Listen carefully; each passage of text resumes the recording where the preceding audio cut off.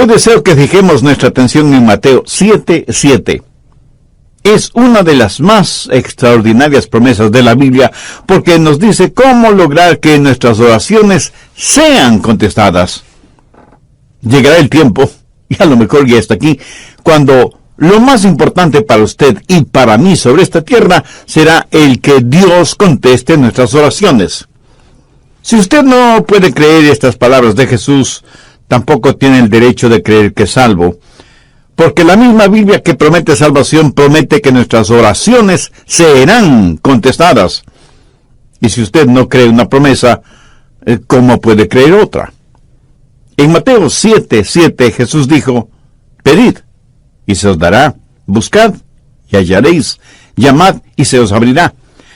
Ahora, note la explicación lógica que da Jesús desde el verso 8, porque todo aquel que pide recibe, y el que busca halla, y al que llama se le abrirá. ¿Qué hombre hay de vosotros que si su hijo le pide pan, le dará una piedra? ¿O si le pide un pescado, le dará una serpiente? Pues si vosotros, siendo malos, sabéis dar buenas dádivas a vuestros hijos, ¿cuánto más vuestro Padre que está en los cielos dará buenas cosas a los que le pidan? Cuando yo era solo un muchachito, el doctor Roy Ángel era un muy conocido pastor en Miami, en la Florida. Y una de las cosas que él hacía en sus predicaciones era contar historias. Usaba en forma excelente ilustraciones en sus mensajes, y alguna vez contó de un joven pastorcito cuidando sus ovejas. Un día ese joven pastor vio en el suelo una flor de increíble belleza. Se arrodilló para mirar más de cerca esa flor y le fascinó tanto que con sumo cuidado la sacó con raíz y todo del suelo, y poniéndose de pie y teniendo la flor en la palma de sus manos, la contempló más de cerca. Cuando así lo hizo, una montaña cercana pareció que se abrió por la misma mitad. Unas enormes puertas se abrieron de par en par en la montaña, y los brillantes rayos del sol iluminaron toda clase de tesoros en esa montaña abierta. El pastorcito jamás había visto nada semejante, así que, dejando la flor en el suelo, fue hacia ese tesoro, y comenzó a recoger en su manto rubíes, diamantes, esmeraldas, zafiros, perlas, oro y plata. Su manto estaba repleto de ese tesoro. Él no era más que un pobre pastor, pero ahora iba a ser un rico pastor. Y con ese fabuloso tesoro comenzó a bajar la montaña, cuando escuchó una voz que le decía: no te olvides de lo mejor. Y él, mirando a su alrededor, se preguntó: ¿qué puede haber algo mejor de lo que ya tengo? Y siguió su marcha, pero escuchó nuevamente la voz: no te olvides de lo mejor. Esta vez no hace ningún caso a la voz, y corriendo más que caminando, desciende de la montaña. De pronto, con gran estruendo, las enormes puertas que vio en la montaña se cerraron, y la montaña desapareció completamente. Y el momento que la montaña desapareció, también desapareció el fabuloso tesoro que creía tener en su manto. Y volvió a escuchar la voz que le dijo: lo mejor era la flor, porque la flor era la llave para abrir la montaña, y tú dejaste esa flor allá en el suelo, en la montaña. Por supuesto, es solo una ilustración, un cuento, una fábula, una parábola. Usted llámela como quiera llamarla, pero escuche, lo mejor, la llave para abrir todos los tesoros del cielo es la oración. No se olvide de lo mejor. Jesús dijo: pedid y se os dará; buscad y hallaréis; llamad y se os abrirá. Jesús dice que si pedimos y buscamos y llamamos, se nos dará, hallaremos y se nos abrirá. Por lo tanto, no hay sustituto para la oración. Si usted pierde una pierna o un brazo, en la actualidad los puede reemplazar con una pierna o brazo artificial. Hoy por hoy hay sustitutos para la comunicación. Si el teléfono regular falla, hay teléfonos celulares, inalámbricos, emails, Facebook, Twitter, Internet, y quién sabe qué otras cosas más nos depara el futuro. Pero la verdad es que no hay sustitutos para la comunicación. Y ya no es cosa de ciencia ficción que un día de estos los clones sustituirán a los seres humanos. Y sin embargo no hay sustituto para la oración. Ni la elocuencia, ni el intelecto, ni la energía, ni el entusiasmo, ni las buenas intenciones son reemplazo para la oración. Yo creo que el más grande recurso del mundo aún no utilizado es la oración. Se estudia para ver cómo se puede aprovechar la tremenda energía que hay en los relámpagos o en las inmensas olas del océano, o cómo aprovechar más eficientemente la energía solar. Pero la más grande fuente de energía, aún totalmente desconocida por los seres humanos, es la oración ferviente. Y somos unos necios que estamos ignorando esa energía. ¿Por qué la pobreza de muchos cristianos? ¿Por qué la falta de poder en la vida de muchos creyentes? Una sola respuesta: vidas sin oración. Si algún fracaso tenemos en nuestra vida, es el fracaso en nuestra vida de oración. No tendríamos pecados en nuestras vidas que la oración ferviente no hubiera podido ayudar a evitarlos. No hay ninguna necesidad mayor en nuestra vida que desarrollar una vida de oración. Y alguien seguramente me preguntará: Pastor, ¿por qué Dios quiere que oremos? Usted mismo ya nos ha enseñado que el Padre conoce todas nuestras necesidades, aún antes de que nosotros las mencionemos. ¿Por qué pedirle a Dios que haga lo que Él ya ha determinado hacer? Mi amigo, esas son muy buenas preguntas. ¿Por qué? ¿Por qué debemos orar? Escúcheme, cuando oramos, no oramos para informarle a Dios de ciertas cosas. Él las sabe. Tampoco oramos para darle instrucciones a Dios. Cuando oramos, estamos invitando a Dios a conversar con nosotros. ¿Qué quiero decir con esto? Verá, Dios quiere hacer realidad ciertas cosas en nosotros. Y quiere hacer ciertas cosas por medio de nosotros. Y quiere hacer esas cosas si es que nosotros se las pedimos en oración. ¿Por qué Dios nos pide que oremos? Primero, por un factor de compañerismo. Juan 15:7. Si permanecéis en mí y mis palabras permanecen en vosotros, pedid todo lo que queréis, y os será hecho. ¿Qué es lo que Dios quiere que hagamos? ¿Dios simplemente quiere darnos cosas? ¿O quiere Dios tener comunión, compañerismo con nosotros? Dios quiere que tengamos comunión con Él. Por lo tanto, Dios dice que oremos porque por medio de la oración permanecemos en Él y Él en nosotros. Dios puede estar sin nosotros, pero nosotros no podemos estar sin Dios. Cuando usted ora y Dios contesta, usted habita en Él y Él en usted. Somos colaboradores de Dios. Pablo en 2 de Corintios 6:1 dice: así pues nosotros como colaboradores suyos. ¿Lo ve? Hay este factor de la comunión, del compañerismo, de la amistad. Segundo, el factor del desarrollo. No hay nada que pueda ayudarle a crecer como cristiano que la oración. Cuando permanece en el Señor Jesucristo y Él permanece en usted, crecerá espiritualmente en la misma proporción que la que ora. ¿Alguna vez se ha preguntado por qué Dios no contesta sus oraciones inmediatamente? Sencillamente porque Él quiere que usted crezca un poquito más cada día. José es un joven que está tratando de tener una cita con Rosita, así que le invita para que salgan juntos. Ella lo mira unos instantes y piensa: no tiene buenos modales, no es gentil, tiene mal aliento, no se viste adecuadamente, tiene las uñas sucias y sus zapatos están viejos y sucios. Así que Rosita le dice a José: no puedo salir contigo, estoy muy ocupada. Y entonces él piensa: ¿por qué no querrás salir conmigo? ¿Qué podré hacer? Más tarde le pregunta a un buen amigo suyo: Raúl, quise tener una cita con Rosita, pero ella prácticamente me rechazó. ¿Tienes tú una idea de por qué? Y Raúl, como buen amigo, le dice: ¿quieres que sea completamente honesto con mi respuesta? Por supuesto que sí. Y Raúl, después de respirar profundamente, le dice: mira, José, tienes mal aliento. ¿Cómo que yo tengo mal aliento? No puede ser. José, estoy siendo honesto contigo. Y José va y compra un agradable enjuague bucal, usa una pasta dentífrica que refresca el aliento, y después de algunos días vuelve a invitar a Rosita, y Rosita vuelve a decirle que no. Otra vez va a consultar con Raúl, y Raúl le dice, pero mira la manera en que estás vestido. No tienes un espejo.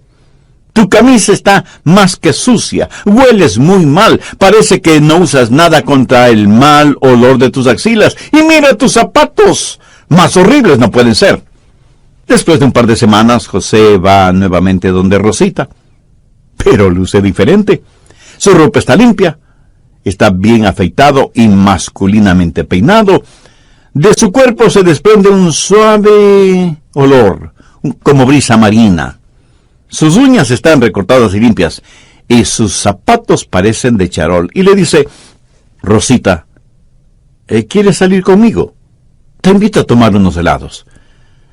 Y casi no lo pudo creer cuando ella le contestó, José, me dará mucho gusto salir contigo. Y los dos tuvieron una tarde maravillosa. Sí, yo sé que esto es solo una ilustración, pero escúcheme. Algunas veces nos acercamos a Dios y simplemente le decimos, Dios, haz esto. Pero hay algo que Dios quiere que nosotros hagamos primero, y es orar, porque la oración ayuda a desarrollar nuestras vidas. Cuando Dios no nos da algo que le hemos pedido, enseguida preguntamos, ¿por qué Dios no contesta mis oraciones?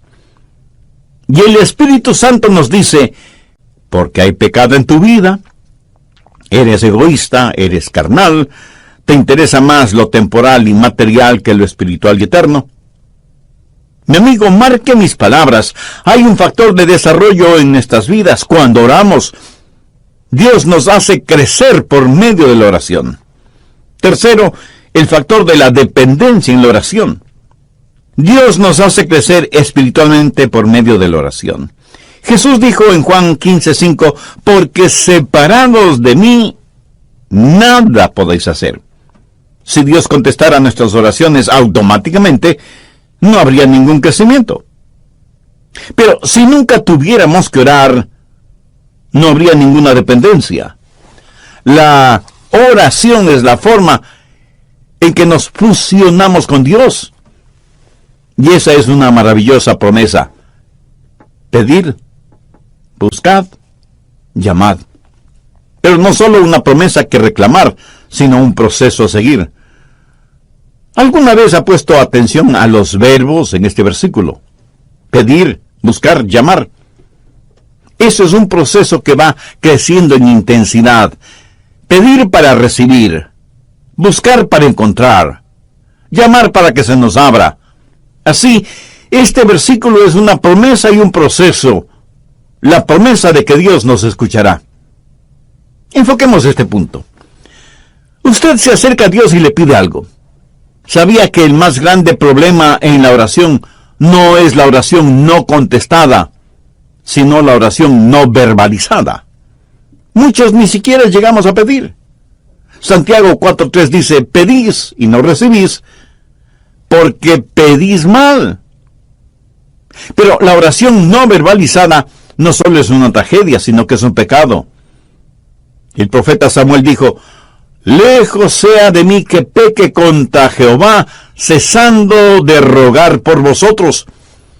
Una y otra vez la Biblia no solo nos invita a orar, sino que nos ordena orar. Busque Lucas 18:1. También les refirió Jesús una parábola sobre la necesidad de orar siempre y no desmayar.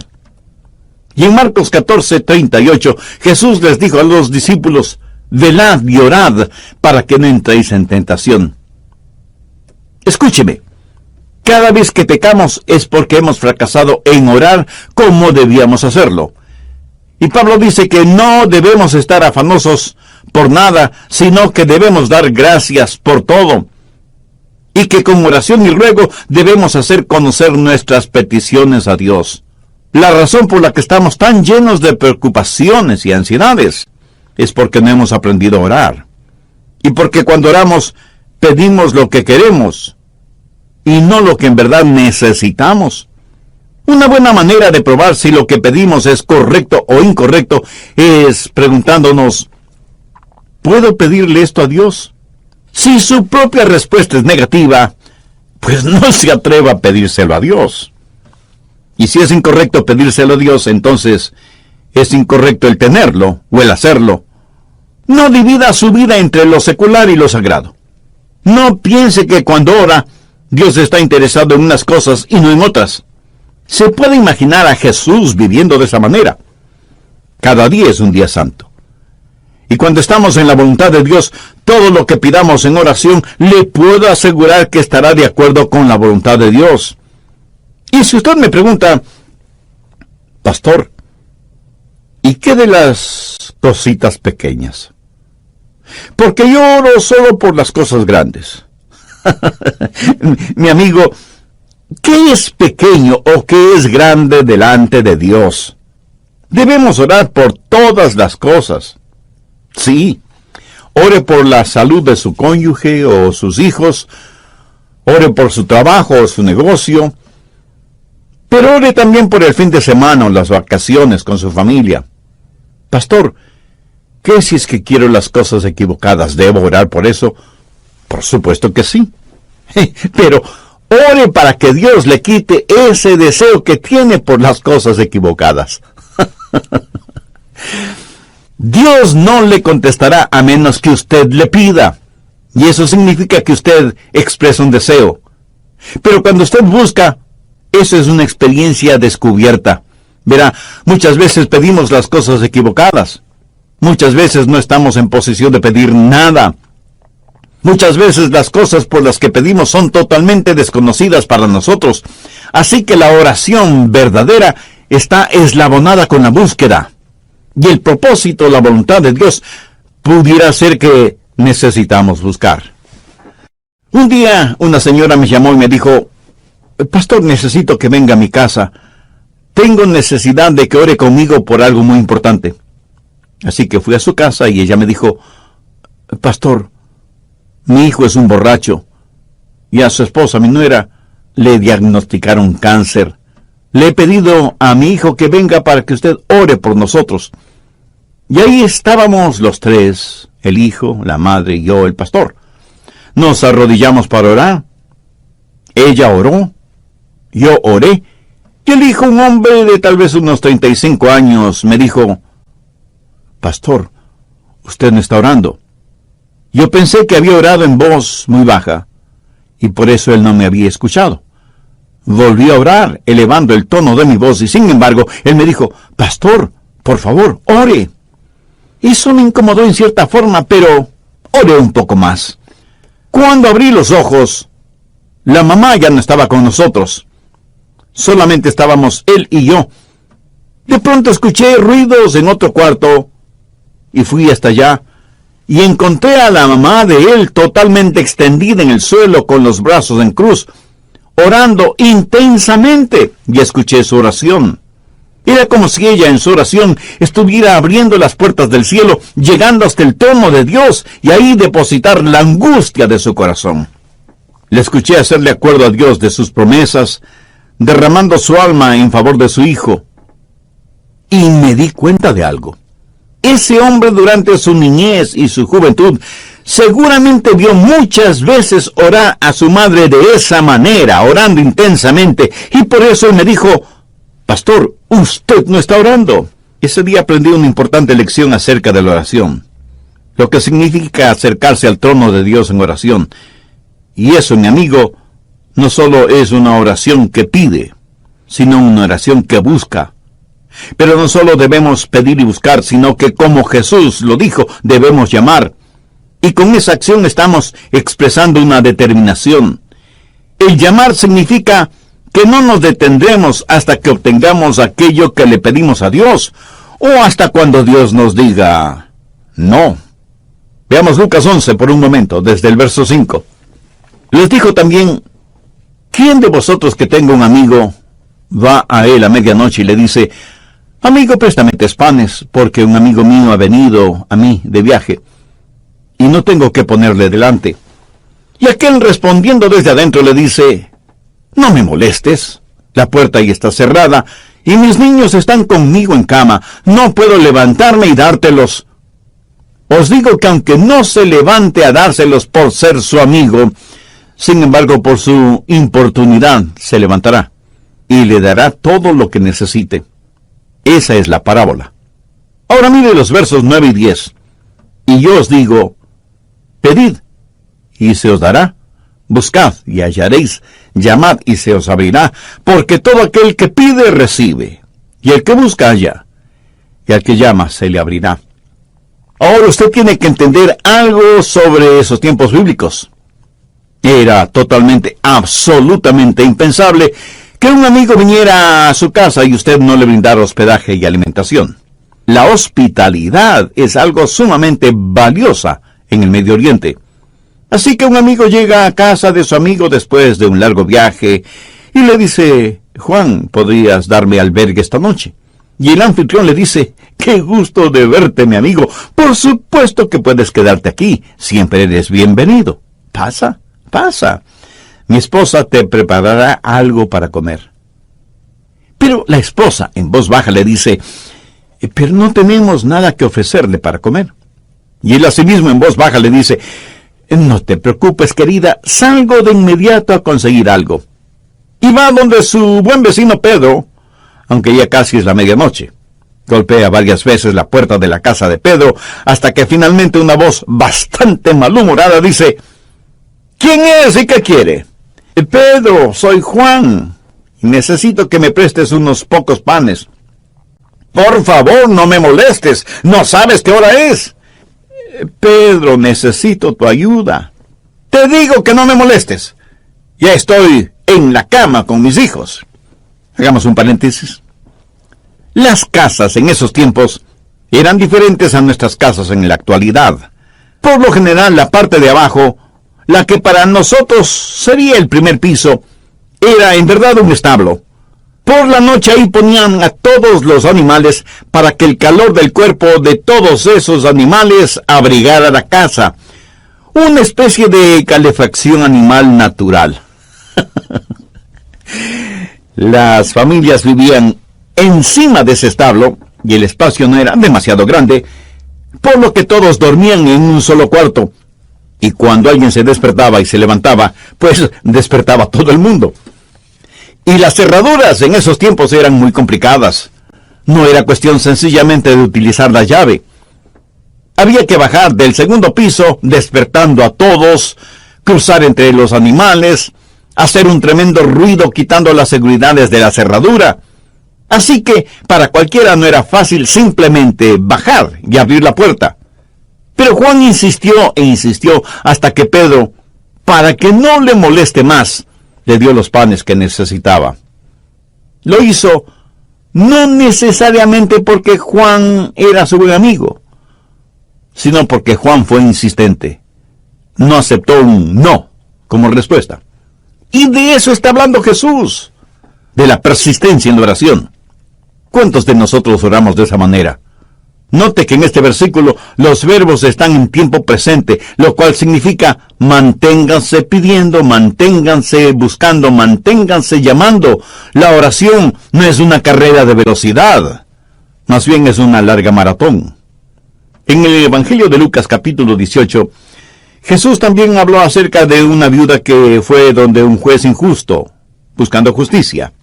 Y este juez no tenía miedo de Dios ni de los hombres. Era un ateo, un juez ególatra. Y la viuda venía una y otra vez porque necesitaba hablar con el juez.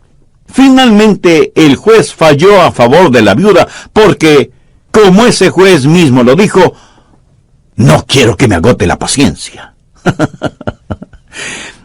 Esta ilustración la utilizó Jesús para poner de relieve que si un juez injusto puede actuar de esa manera, ¿cómo un juez justo no va a escuchar nuestras oraciones?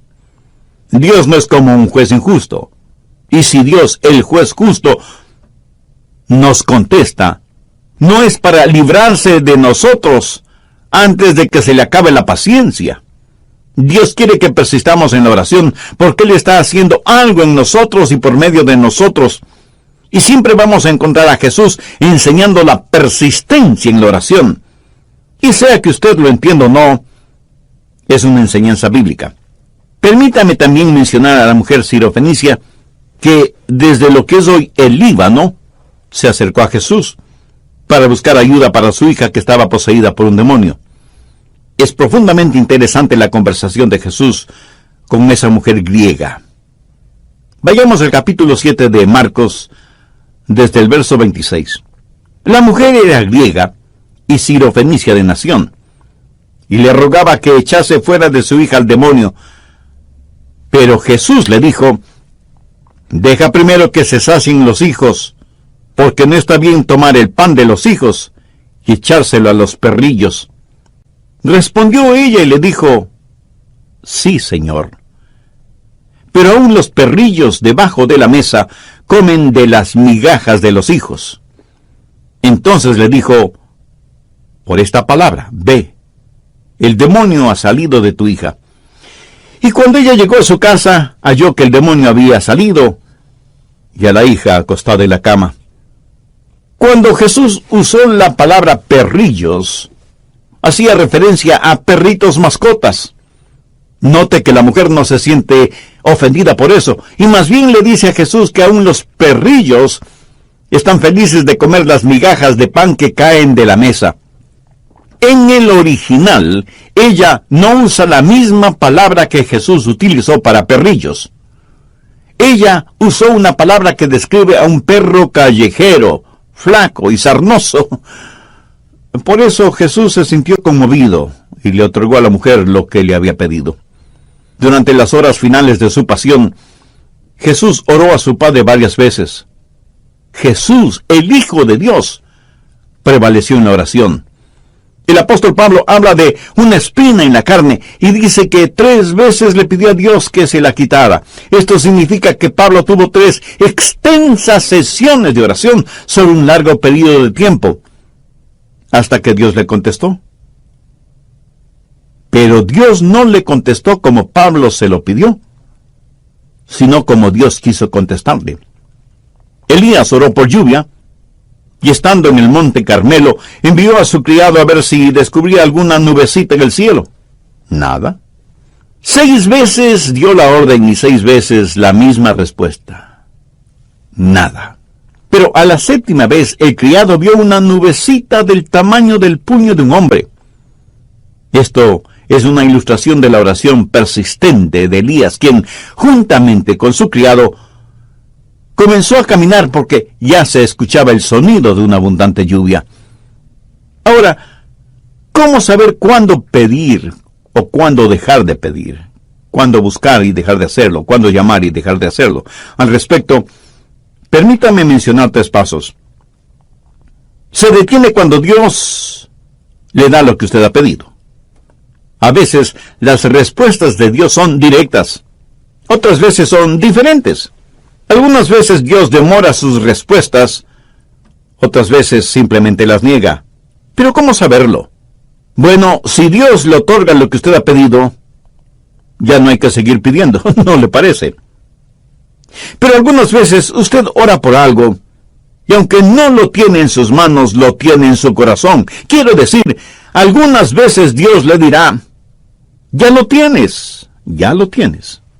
Y usted tiene la seguridad de que lo que ha pedido a Dios ahora ya se lo ha dado, y usted comienza a alabarle por eso. Y debemos reconocerlo. Algunas veces Dios dice no. Entonces usted simplemente deja de pedir.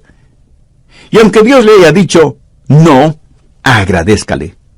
Porque Dios nos da solo cosas buenas. Y si no nos da algo que le hemos pedido, es porque seguramente eso no será bueno para nosotros.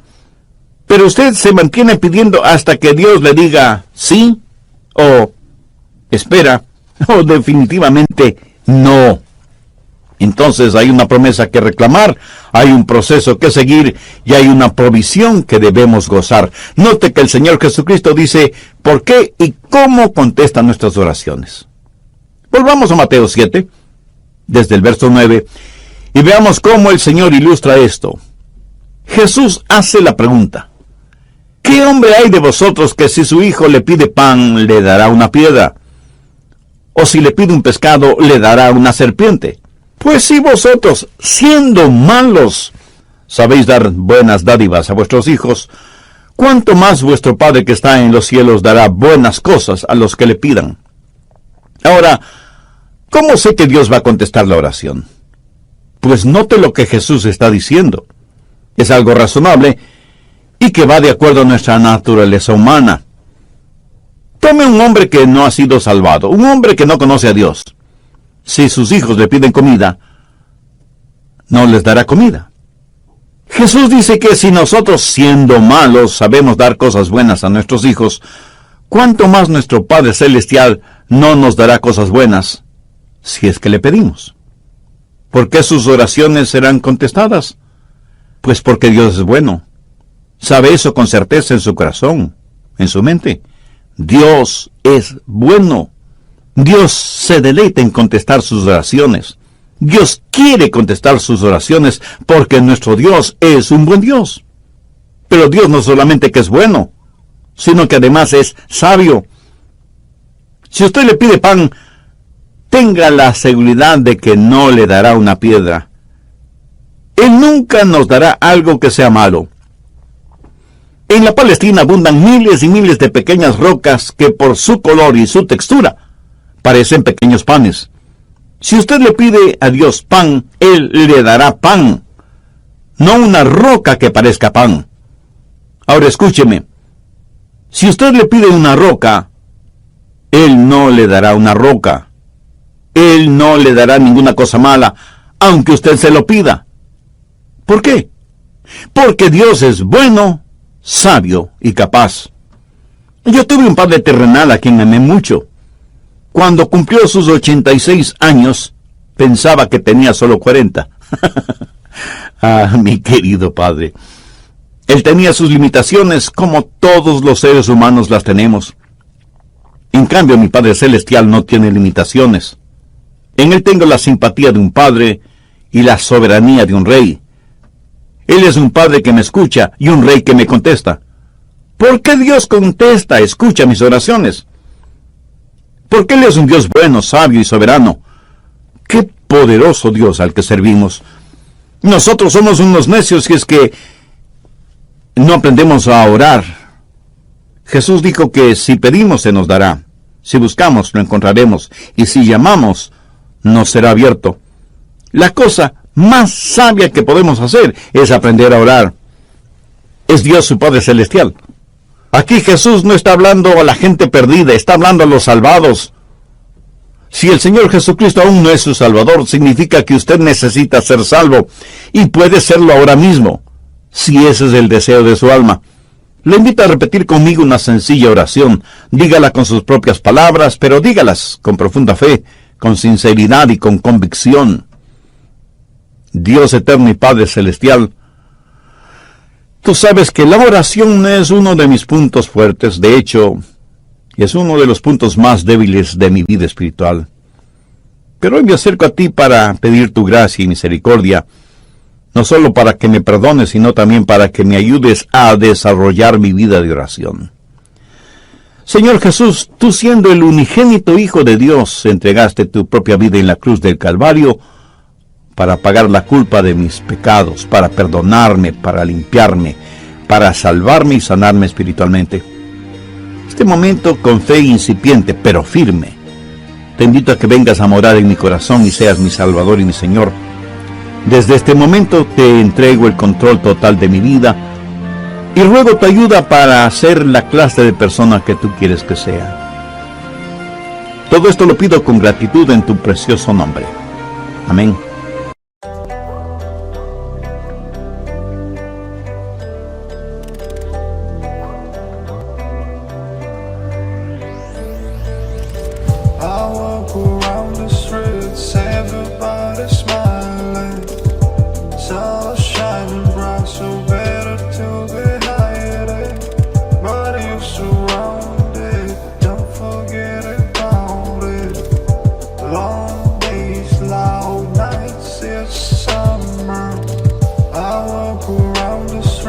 Everybody smile.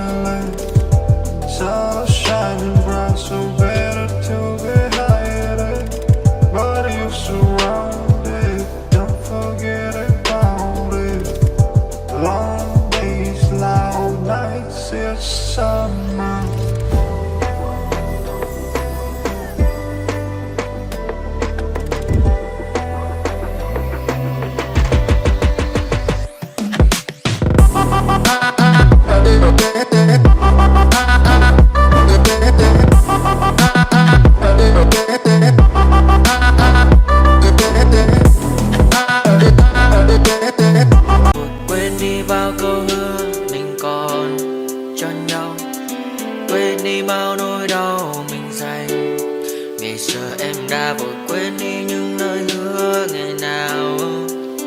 Vì dòng nước mắt em đã vội rơi, anh không để mãi anh như đến vào điên rồi. Anh như say đổ mắt môi, anh như chỉ còn muốn em bên cạnh như ở phố xa rồi. Anh chỉ muốn em cạnh đấy thôi, không muốn em ở bên đời, chỉ muốn em anh bên người. Người đã cất bước đi xa trong cơn mưa chiều vội vã, người đã bước quên anh khi cơn mưa qua gần vội vã. Em đã quên rồi mà anh sống đây không nói về, chẳng còn lại gì những người em bao nước mắt rơi. Em khiến con tim như trôi bay trong chiều thu đầy nắng, em khiến con tim như tan mưa trong chiều thu mát màng. Vì còn nhiều lắm những người mà nhiều lắm những nỗi vội vàng, nhiều lắm những cơn mưa em mưa ta bây giờ em vang không mẹ không bay đứng sang nhờ.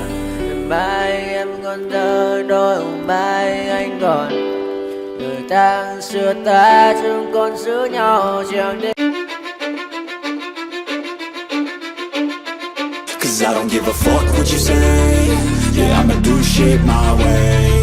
So you can go kick rocks, I'ma stack bricks up, build what I want to make.